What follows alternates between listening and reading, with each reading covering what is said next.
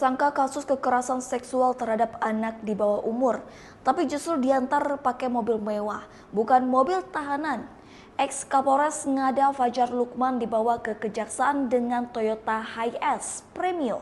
Perlakuan spesial, publik mulai bertanya-tanya apakah ada keistimewaan di balik statusnya sebagai mantan petinggi Polri. Perlakuan kepala mantan Kapolres Ngada Fajar Lukman yang menyandang status sebagai tersangka dugaan pornografi menjadi sorotan.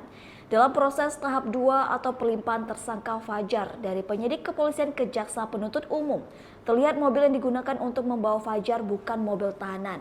Fajar diangkut menggunakan mobil yang cukup nyaman untuk ukuran tahanan. Toyota Hiace Premio berwarna putih dengan nomor polisi DH1810CH menjadi angkutan yang ditumpangi Fajar bukan menggunakan mobil tahanan.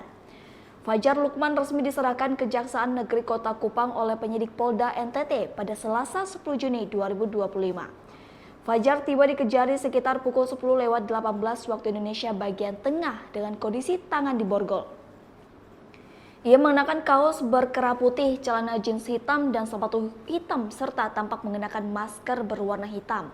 Fajar ditetapkan sebagai tersangka dalam kasus kekerasan seksual terhadap 3 anak di bawah umur dengan ancaman hukuman berat berupa penjara hingga 15 tahun dan denda mencapai 5 miliar rupiah.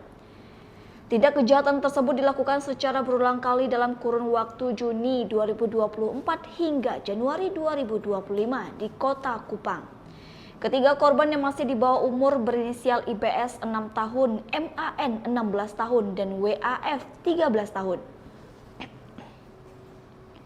Sebelumnya kasus kekerasan seksual yang diduga dilakukan oleh Kapolres Ngada, Ajun Komisaris Besar Fajar Widyat Dharma Lukman, berawal dari informasi yang disampaikan Kepolisian Federal Australia pada Januari 2025. Laporan dari pihak berwajib Australia itu mengemuka lantaran kemunculan video kekerasan seksual di situs porno negara itu yang ketika ditelusuri diunggah dari Kota Kupang. Pihak Australia lantas melaporkan ke Divisi Hubungan Internasional Polri. Selanjutnya, Hubintar Polri meneruskan surat berisi adanya dugaan kekerasan seksual tersebut ke Polda NTT pada 23 Januari 2025. Sementara itu, diberitakan Tribun Ngada, Wakil Kepala Kejaksaan Tinggi NTT, Ikhwan Nul Hakim menjelaskan bahwa tersangka memanfaatkan posisi dan kekuasaan untuk mendekati para korban, menggunakan tipu daya serta melibatkan pihak lain untuk mengatur pertemuan dengan mereka. Lebih tragis lagi, kata dia, sebagian aksi keji tersebut direkam oleh tersangka dan disebarkan melalui situs gelap atau dark web. Hal ini menambah beratnya pasal yang disangkakan terhadap yang bersangkutan. Untuk korban IBS, Fajar Lukman dikenakan pasal 82 ayat 1 junto pasal 75E Undang-Undang Nomor 23 Tahun 2002 tentang perlindungan anak yang telah diubah dengan Undang-Undang Nomor 17 Tahun 2016.